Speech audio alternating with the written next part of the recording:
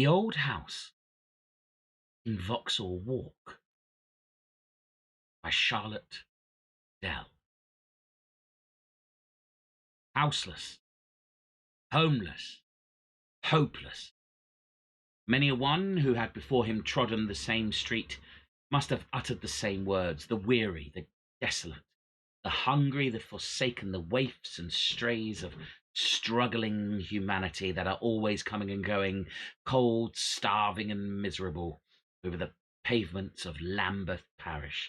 But it is open to question whether they were ever previously spoken with a more thorough conviction of their truth, or with a feeling of keener self-pity than by the young man who hurried along Vauxhall Walk one rainy winter's night with no overcoat on his shoulders and no hat on his head. A strange sentence for 21 to give expression to. It was stranger still to come from the lips of a person who looked like and who was a gentleman. He did not appear either to have sunk very far down in the good graces of fortune. There was no sign or token which would have induced a passer-by to imagine he had been worsted over a long fight with calamity. His boots were not worn down at the heels or broken at the toes, as many boots which were dragged and shuffled and scraped along the pavement. His clothes were good and fashionably cut, innocent of the rents and patches and tatters that slunk wretchedly by, crouched in doorways and held out a hand mutely appealing for charity. His face was not pinched with famine or lined with wicked wrinkles or brutalized by drink and debauchery. And yet he said and thought he was hopeless, and almost in his young despair spoke the words aloud. It was a bad night to be about with such a feeling in one's heart. The rain was cold, pitiless, and increasing. A damp, keen wind blew down the cross streets heading from the river. The fumes of the gas works seemed to fall with the rain. The roadway was muddy, the pavement greasy. The lamps burned dimly, and that dreary district of London looked its very gloomiest and worst. Certainly not an evening to be abroad without a home to go to, or sixpence in one's pocket. Yet this was the position of the young gentleman who, without a hat, strode along Vauxhall Walk, the rain beating on his unprotected head. Upon the houses, so large and good, once inhabited by well-to-do citizens, now let out for the most part in floors to weakly tenants, he looked enviously.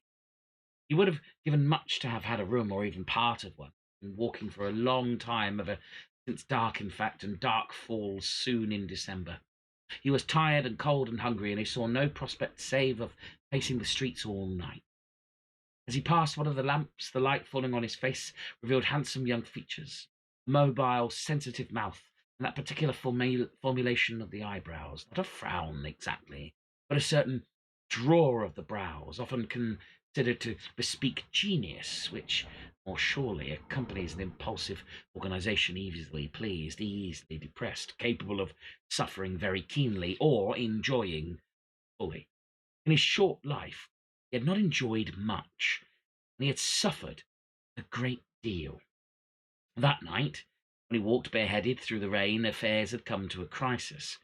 So far as he, in his despair, felt able to see or reason, the best thing he could do was to die. The world did not want him. He would be better out of it. The door of one of the houses stood open, and he could see in the dimly lighted hall some few articles of furniture waiting to be removed.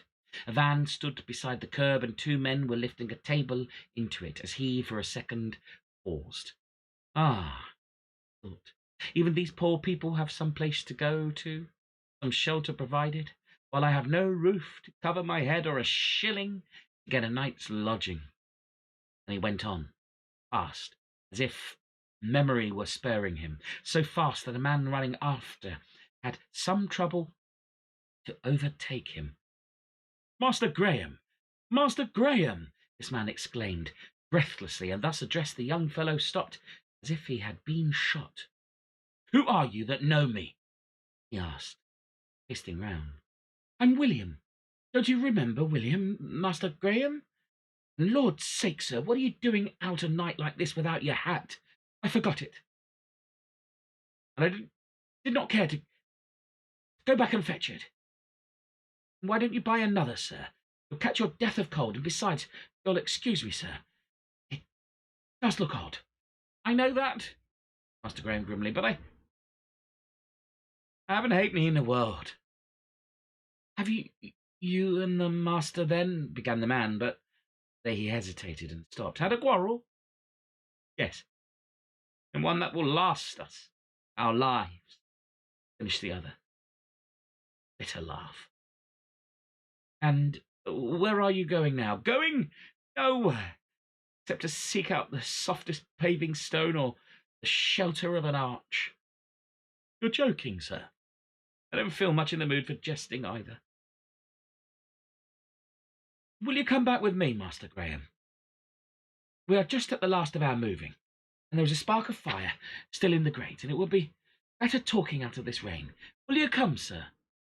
Come? Of course I'll come, the young fellow, and turning, they retraced their steps to the house they had looked into as he passed along. An old house with long, wide halls, stairs low, easy of ascent, with deep cornices to the ceilings and oak floorings and mahogany doors, which still spoke mutely of the wealth and ability of the original owner, who lived before the transcendence and Ashmole's thought of, and had been sleeping far longer than they at St. Mary's churchyard, hard by the Archbishop's. Step upstairs, sir, entreated the departing tenant. It's cold down here, and the door's standing wide. Had you the whole house, then, William? Asked Graham, cool. The whole of it, and right sorry I, for one, am to leave it, but nothing else would serve my life. This room, sir, with a little conscious pride, William, doing the honours of his late residence, asked his guest into a spacious apartment occupying the full width of the house on the first floor. Tired though he was, the young man could not repress an exclamation of astonishment. Why, I have nothing so large as this at home, William, he said. It's a fine house, answered William, raking the embers together as he spoke and throwing some wood upon them. But like many a good family, it has come down in the world. There were 4 windows in the room, shuttered close, their deep low seats suggestive of pleasant days gone by, when, well curtained and well cushioned, they formed snug retreats for the children and sometimes for adults also. There was no furniture left, less an oaken settle beside the hearth and a large mirror left into the panelling at the opposite end of the apartment, the black marble console table beneath it could be so considered.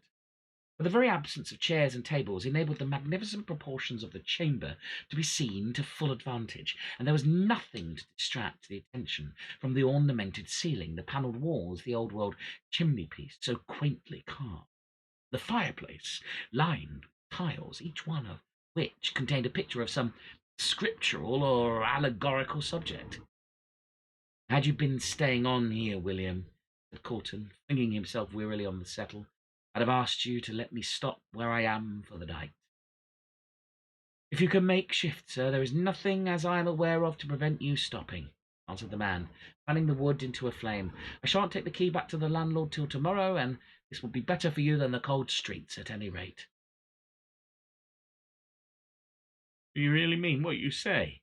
Asked the other eagerly. I should be thankful to lie here. I feel dead beat. Then stay, Master Graham, and welcome. I'll fetch a basket of coals I was going to put in the van and make up a good fire, so that you can warm yourself. Then I must run round to the other house for a minute or two, but it's not far, and I'll be back as soon as ever I can. Thank you. Thank you, William. You were always good to me, said the young man gratefully. This is delightful. He stretched his numbed hands over the blazing wood and looked round the room with a satisfied smile. I did not expect to get into such quarters, he remarked as his friend in need reappeared, carrying a half-bushel basket of coals, with which he proceeded to make up a roaring fire. I'm sure the last thing I could have imagined was meeting with anyone I knew in Vauxhall Walk. Where are you coming from, Master Graham? Asked William curiously. From old Melfield's. I was at his school once, you know, and is now retired and is living upon the proceeds of years of robbery in Kennington Oval.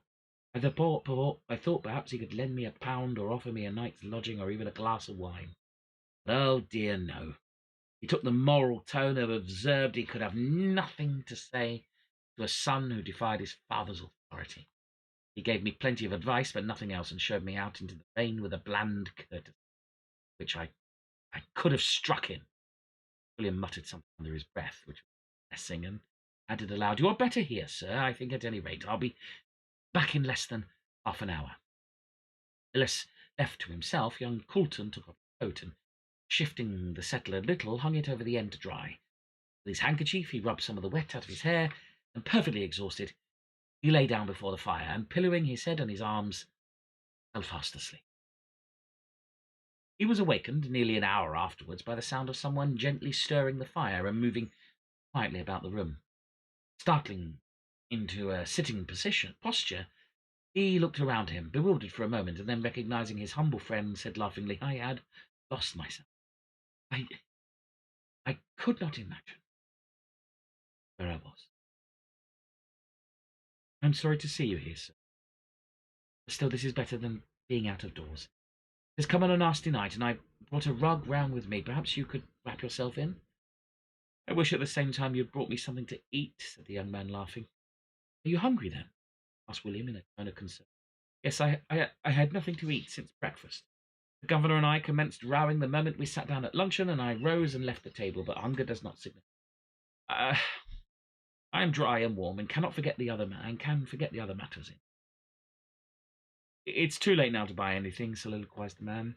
"Shops are all shut long ago. Do you think, sir," he added, brightening, "you could manage some bread and cheese?" "Do I think I should call it a perfect feast," answered Graham Coulton. "But never mind about food tonight, William. You have had trouble enough, and to spare already." William's only answer was to dart to the door and run downstairs. Presently he reappeared, carrying in one hand bread and cheese wrapped up in paper, and in the other hand a pewter measure full of beer. "It's the best I could do, sir," he exclaimed apologetically. "I had to beg this from the landlady." "Here's to her good health!" exclaimed the young fellow gaily, taking a long pull at the tankard.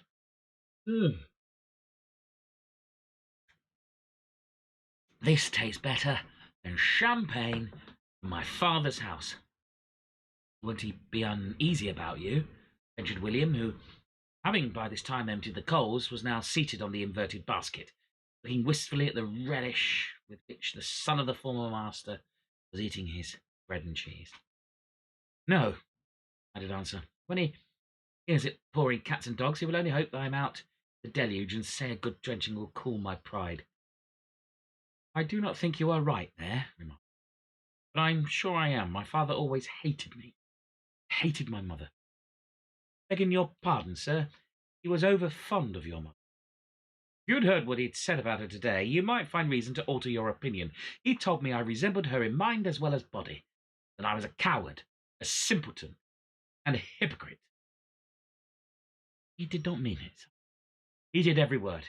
He does think I'm a coward because I But the young fellow broke into a passion of historical tears. "I don't half like leaving you here alone," said William, glancing round the room with a quick trouble in his eyes, "but I have no place to fit to ask you to stop. I'm forced to go myself because I'm a night watchman, and I must be on at 12 o'clock. "I shall be right enough, only I mustn't talk any more of my father. Tell me of yourself, William. How did you manage to get such a big house, and why are you leaving it?" "The landlord put me in charge, sir, and it was my wife's fancy not to like it." "Why did she not like it?" "She felt desolate alone with the children at night," William, turning away his head, and then added next minute, "Now, sir, if you think I can do no more for you, I'd best be off. Time's getting on. I'll look round tomorrow morning." "Good night," the young fellow, stretching out his hand, which the other took as freely and frankly as it was offered. "What should I have done this evening if I had not chanced to meet you?" "I don't think there was much chance in the world, Mr. Graham," was the quiet answer. "I do hope you will rest well, and not be the worse for your wetting." "No fear of that," rejoined her. The next minute the young man found himself all alone in the old house, Vauxhall.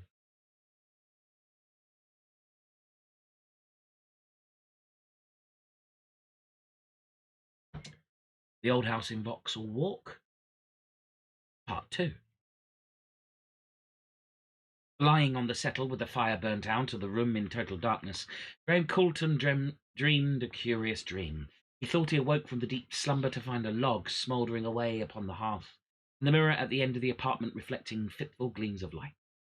He could not understand how it came to pass that, far away as he was from the glass, he was able to see everything in it, but resigned himself to the difficulty without astonishment, as people generally do in dreams.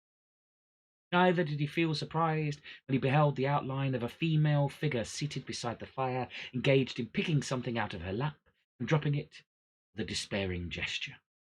He heard the mellow sound of gold, and knew she was lifting and dropping sovereigns. He turned a little so as to see the person engaged in such a singular and meaningless manner, and found that there had been no chair the previous night. There was a chair now, on which was seated an old wrinkled hag, her clothes poor and ragged, a mob cap barely covering her scant white hair, her cheeks sunken and her nose hooked, her fingers more like talons than aught else. There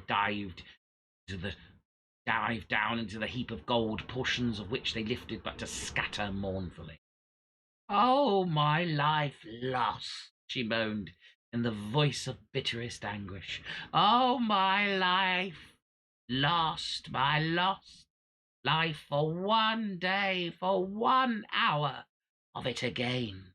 Out of the darkness, out of the corner of the room where the shadows lay deepest, out of the gloom, abiding near the door, out of the dreary night, with their sodden feet and wet dripping from their heads, came the old men and the young children, the worn women and the weary hearts, whose misery that gold might have relieved, but whose wretchedness it mocked.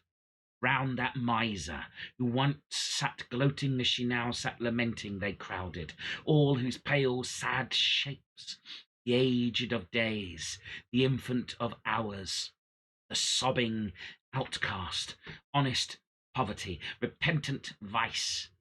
The one low cry proceeded from those pale lips, a cry for help she might have given, but which she withheld.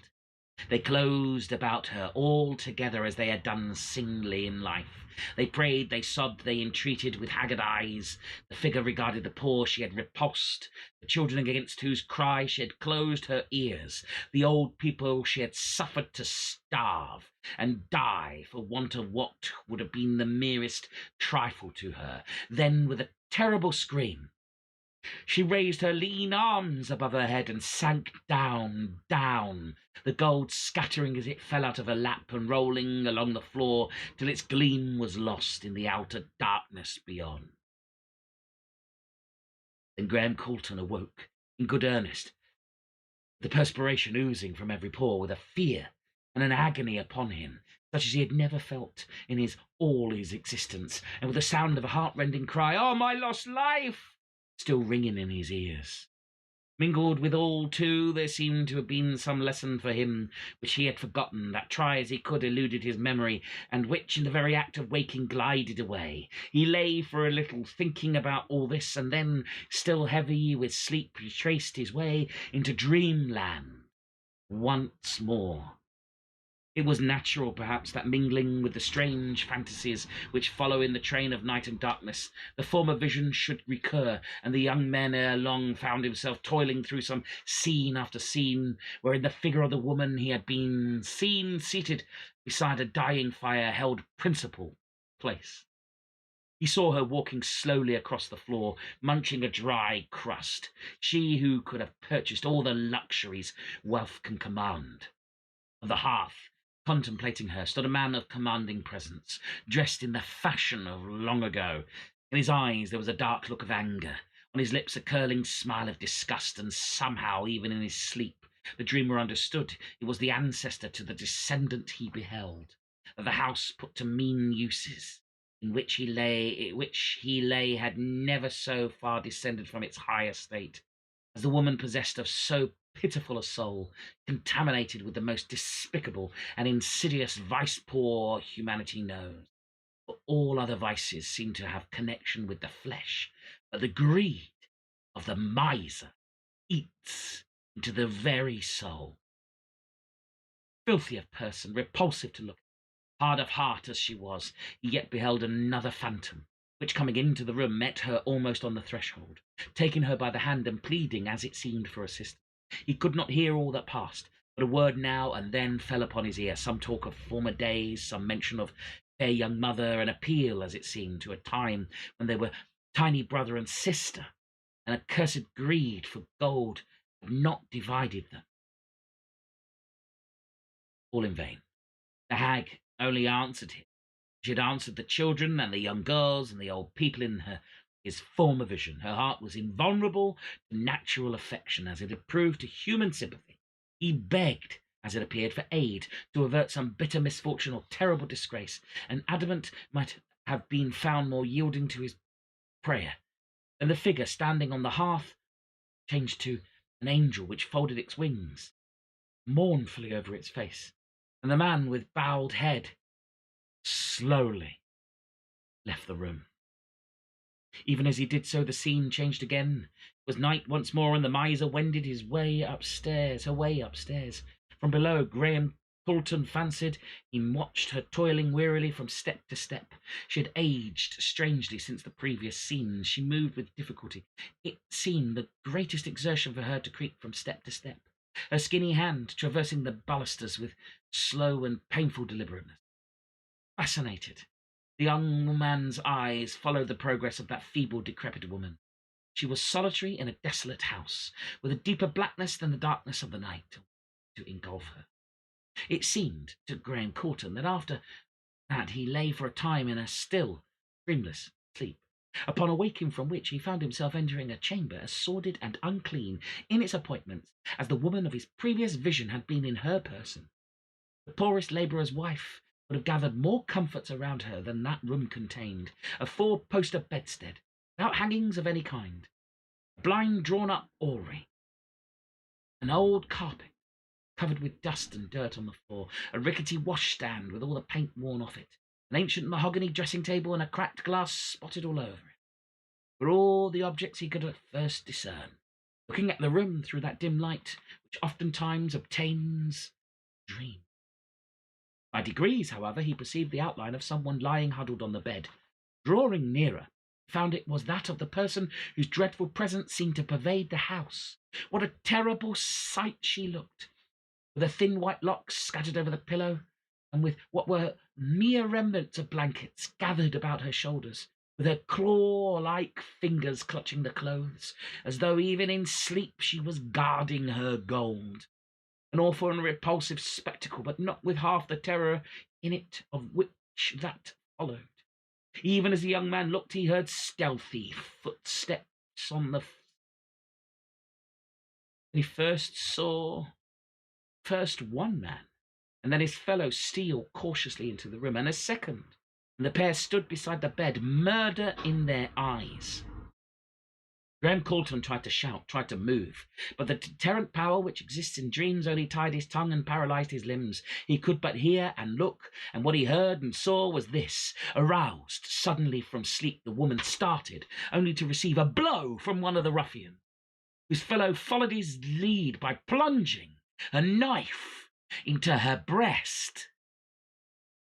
Then, with a gurgling scream, she fell back on the bed, and at the same moment, with a cry, Graham Coulton again awoke to thank heaven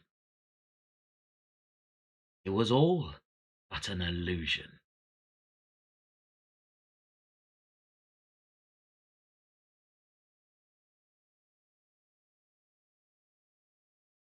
Part 3.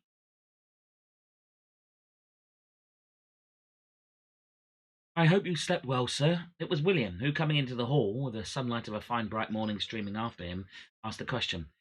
Had you a good night's rest? Graham Coulton laughed and answered, Why, faith, I was somewhat in the case of Paddy, who could not sleep for damning. I slept well enough, I suppose. Whether it was in consequence of the row with my dad, or the hard bed, or the cheese, most likely the bread and cheese so late at night, I dreamed all night long. Most extraordinary dreams. Some old woman kept cropping up, and I saw her murdered. You don't say that, sir, said William nervously. I do indeed, was the reply. However, that is all gone and past. I have been down in the kitchen and had a good wash, and I am as fresh as a daisy and as hungry as a hunter. And oh, William, can you get me any breakfast? Certainly, Master Graham. I brought round a kettle, and I'll make the water boil immediately. I suppose, sir, tentatively, you'll be going home today? Home? Did the young man. Decidedly not. I'll never go home again till I return with some medal hung to my coat or a leg or arm cut off. I've thought it all out. With him, I'll go and enlist. Talk of a war, and living or dead, my father shall have reason to retract his opinion about my being a coward. I'm sure the Admiral never thought of anything of the sort, sir. Why, you had the pluck of 10. Not before him, answered the young fellow. You'll do nothing rash, Master Graham. You won't go listing or aught of that sort in your anger. I do not. What is become of me? I cannot beg. To beg I am ashamed. Why, but for you I should not have had a roof over my head last night. Not much of a roof, I'm afraid, sir. Not much of a roof, repeated the man. Why? Who could desire a better? What a capital room this is. Went on looking around the apartment where William was now kindling a fire. One might dine 20 people here easily. If you think so well of the place, Master Graham, you might stay here for a while till you've made up your mind what you're going to do. The landlord won't make any objection, I'm very sure. Oh, nonsense. You would want a long rent for a house like this. I dare say if he could get it, was William significant. What do you mean? Won't the place let? No, sir. I did not tell you last night that there was a murder done here, and people are shy of the house ever since. A murder? What sort of murder? Who was murdered? A woman, Master Graham, the landlord's sister. She lived here all alone and was supposed to have money. Whether she had or not, she was found dead from a stab in her breast. If there ever was any money, it must have been taken at the same time, for none ever was found in the house from that day to this. Was that the reason your wife would not stop here? Asked the young man, leaning against the mantel shelf and looking thoughtfully down at William. Yes, sir. She could not stand it any longer. She got that thin and nervous. No one would have believed it possible. She never saw anything, but she said she heard footsteps and voices, and then when she walked through the hall or up to the staircase, someone always seemed to be following her. We put the children to sleep in that big room you had last night, and they declared they often saw an old woman sitting by the hearth. Nothing ever came my way, finished William with a laugh. I was always ready to go to sleep the minute my head touched the pillow. Were not the murders discovered? Asked Graham. Fulton. No, sir. The landlord, Miss Tynan's brother, had always lain under the suspicion of it, quite wrongfully, I am very sure. But he will never clear himself now. It was known he came and asked her for help a day or two before the murder, and it was also known he was able, within a week or two, to weather whatever trouble had been harassing him. Then, you see, the money was never found, and altogether people scarce knew what to think. Ejaculated Graham Coulton. And he took a few turns up and down the apartment. Could I go and see this landlord? Surely, sir, if you had a hat, answered William, with such a serious decorum that the young man burst out laughing. That is an obstacle, certainly. And I must make a note to do instead. I have a pencil in my pocket, so here goes. Within half an hour from the dispatch of that note, William was back again with a sovereign, the landlord's compliments, and he would be much obliged if Mr. Coulton could step round. You'll do nothing rash, sir, entreated William. Why, man, answered the young fellow, one may as well be picked off by a ghost as a bullet. What is there to be afraid of? William only shook his head.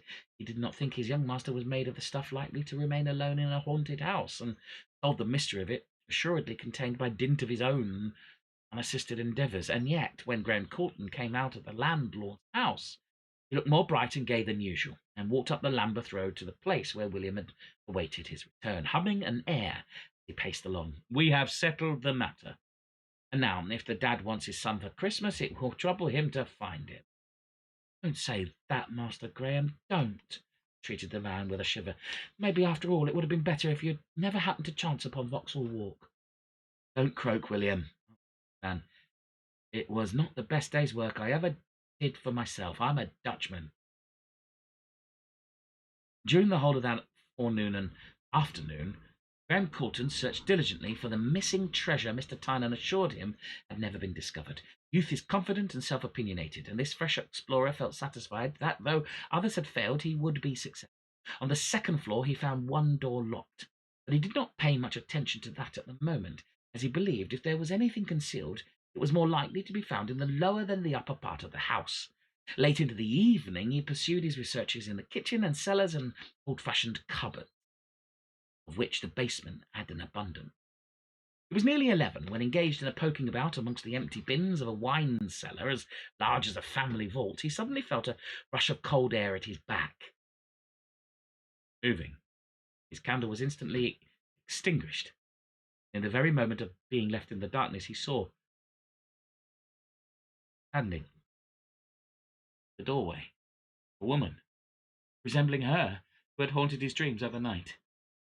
He rushed with outstretched hands to seize her, but clutched only air. He relit his candle and closely examined the basement, shutting off communication with the ground floor ere doing so, all in vain.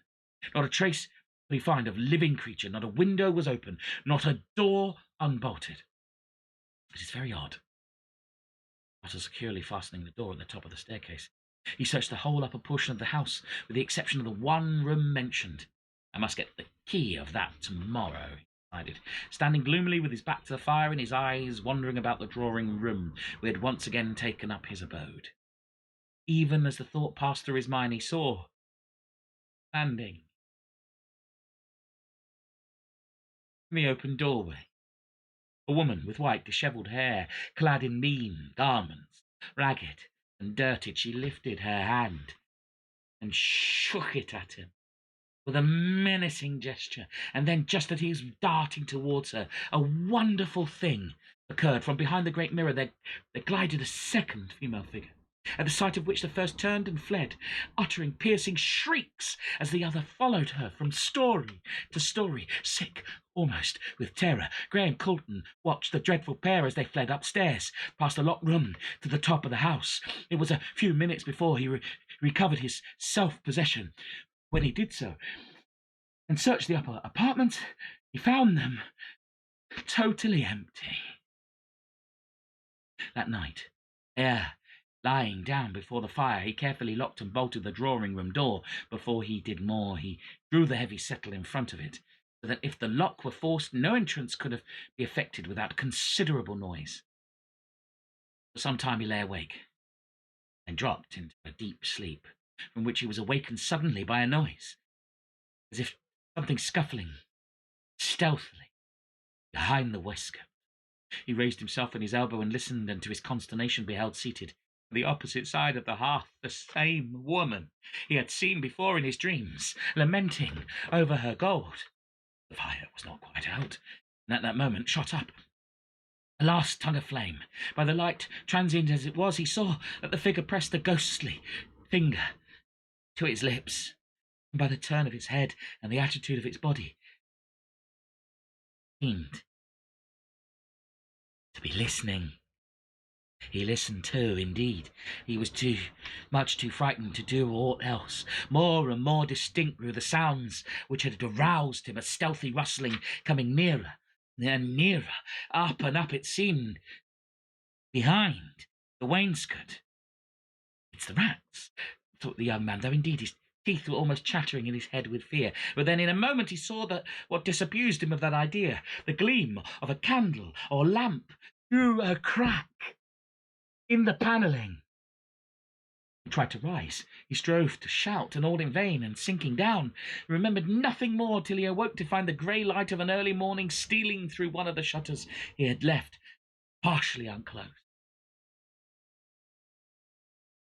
For hours after his breakfast, which he scarcely touched, long after William had left him at midday, Graham Coulton, having in the morning made a long and close survey of the house, sat thinking before the fire. Then, apparently having made up his mind, he put on the hat he had bought and went out. When he returned, the evening shadows were darkening down, but the pavements were full of people going marketing, for it was Christmas Eve, and all who had money to spend seemed bent on shopping. It was terribly dreary inside the old house then. Through the deserted rooms, Graham could feel the ghostly semblance wandering mournfully. When he turned his back, he knew she was flitting from the mirror to the fire, from the fire to the mirror, but he was not afraid of her now. He was far more afraid of another matter he had taken in hand that day. The horror of the silent house grew and grew upon him. He could hear the beating of his own heart in the dead quietude which reigned from garret to cellar. At last William came, but the young man said nothing to him of what was in his mind. He talked to him cheerfully and hopefully, enough wondered where his father would think he had got to, and hoped Mr. Tyner would send him some Christmas pudding. Then the man said it was time for him to go, and when Mr. Coulton went downstairs to the hall door, remarked the key was not in it. No, I took it out today. Oil it. He wanted oiling, agreed William, for it worked terribly stiff. Having uttered which truism, he departed. Very slowly the young man retraced his way to the drawing-room, where he only paused to lock the door on the outside. Then, taking off his boots, he went up to the top of the house, where, entering the front attic, he waited patiently in darkness and in silence.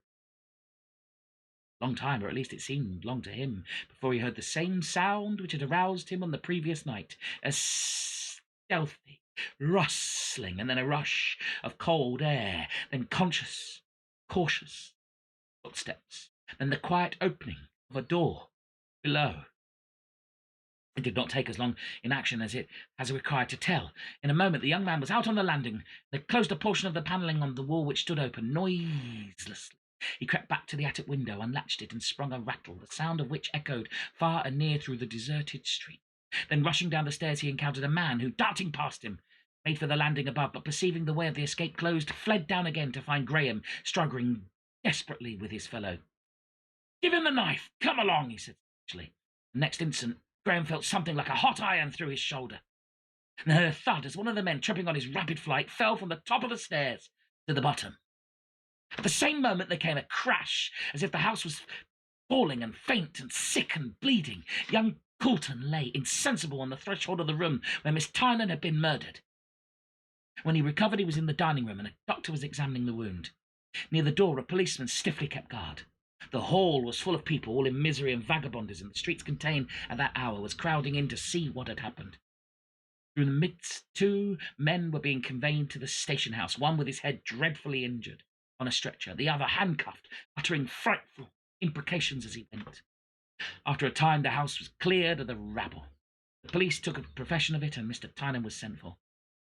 "What was that dreadful noise?" asked Graham feebly, now seated on the floor with his back resting against the wall. "I don't know. Is there a noise?" said Mr. Tynan, humouring his fancy as he thought. "Yes, the drawing-room. I think the key is in my pocket." Still humouring the wounded lad, Mr. Tynan took the key and ran upstairs. When he unlocked the door, what a sight met his eyes! The mirror had fallen. It was lying all over the floor, shivered into 1,000 pieces.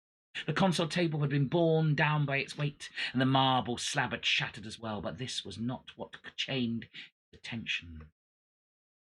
Hundreds, thousands of gold pieces were scattered about, and an aperture behind the glass contained boxes filled with securities and deeds and bonds, the possession of which cost his sister her life.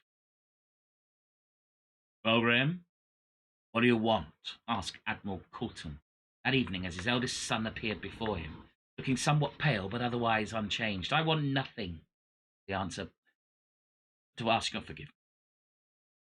William has told me all the story I never knew before, and if you let me, I will try to make it up to you for the trouble you've had. I am provided for," young fellow with him. "I've made my fortune since I left you, and another man's fortune as well." "I think you're out of your senses," the Admiral shortly. "No, sir. I have found them, and I mean to strive and make a better thing of my life than I should have ever done had I not gone to the old house in Vauxhall Walk." "Vauxhall Walk? What is this lad talking about?" "I will tell you, sir, if I may sit down." Graham Coulton's answer, and then he told the story. The old house, Vauxhall Walk, by Charlotte Riddell. I hope that wasn't too long for you. I hope you found that interesting. I did. What did you think? That's what's more important. I pick these stories. I read them for you, and I hope you enjoy them. Let me know what you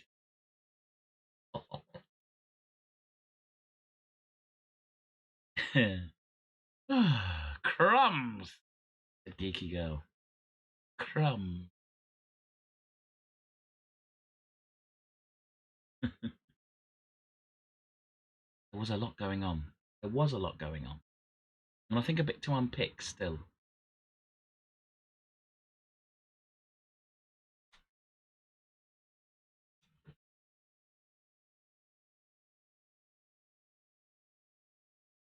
Have a look. I'm going to listen and watch again on The Voice in Demand. That was a weird old one. What do you think was happening?